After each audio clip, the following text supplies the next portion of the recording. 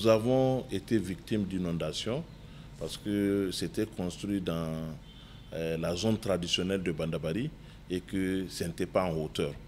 Donc la pluie de 2022 nous avait envahis. Donc on a fait pratiquement 1 an, 2 ans où tous les travailleurs étaient réfugiés dans les bureaux de l'Union nationale des aveugles et d'autres dans le siège de l'Association nigérienne des handicapés locomoteurs.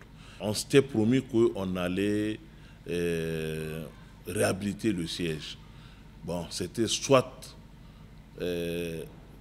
on fait du Koskorima ou il faut tout casser et reprendre. Donc on était pendant 2 ans, 2022-2023, on était dans la réflexion et Dieu faisant bien les choses, en juin 2024, quand nous avons rencontré le chef de l'État, et il a fait une contribution financière qui nous a permis de tout casser. On a cassé jusqu'en bas, on a repris la fondation pour le mettre à 70 cm de hauteur pour que l'eau, prochainement, l'eau de pluie soit évacuée de dehors que de nous rentrer à l'intérieur de nos travaux. Et je dois dire, tous nos documents ont été inondés. On a perdu beaucoup en matière de documentation. Mais vraiment, nous avons un bâtiment flambant neuf que nous avons inauguré le mois passé. Mais nous sommes toujours en installation, les travaux, il y a des petits travaux à faire, mais vraiment, nous pensons que la Fédération nigérienne des personnes handicapées, qui est la fédération leader de l'Afrique, et que nous ne soyons pas dans un bâtiment digne, ça faisait la honte, on était très gênés, mais Dieu merci, vraiment avec le soutien financier de son Excellence le Président de la République, le général d'armée Tchani Abdraman, et les personnes handicapées sont fiers de dire qu'ils ont un siège flambant neuf, ils ont un siège qui fera notre fierté partout. Et voilà ce que je peux dire. Depuis l'avènement des autorités du CNSP, vraiment les personnes handicapées ne sont pas négligées. Nous avons participé brillamment aux assises.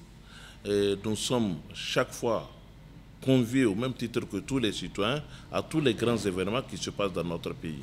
Et lors de la mise en place du Conseil, la Fédération a eu l'honneur d'être représentée par 2 personnes handicapées, un homme et une femme de handicaps différents. Nous remercions sincèrement les plus hautes autorités du pays pour l'attention qui est portée aux personnes handicapées. Et c'est ça que l'agenda 2030 dit. Ne laisser personne de côté. Dans la vie d'une société, toutes les filles et tous les fils de la société doivent être pris en compte, doivent être en mesure d'apporter leur propre contribution. Et nous sommes très fiers, nous, personnes handicapées du Niger, de pouvoir amener notre contribution à la construction de notre nation, à la refondation profonde de notre nation, qui se veut d'être une refondation inclusive, où nul n'est exclu. Et le message, c'est vraiment un appel à un Nigérien nouveau, que nous ne manquions pas ce rendez-vous où le Niger fait appel à toutes ses filles et à tous ses fils.